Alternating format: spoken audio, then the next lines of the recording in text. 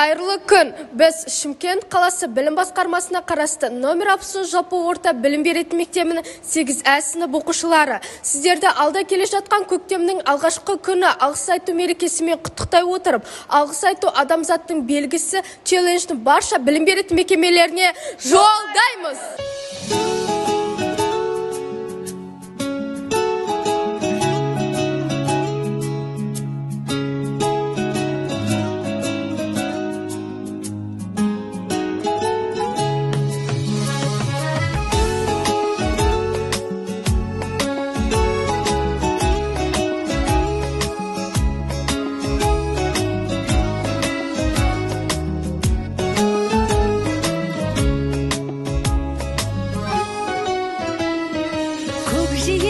Күн сәулесін таратқанда, бақыт бар көрінбейді нәрәк таңда.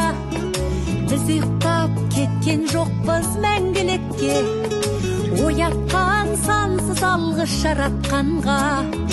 Қалдыңды бағалада тәубаңа түс, жарықты сыйғып беріп сана беріп, жасаған жоқтан барғып алла қалғыз.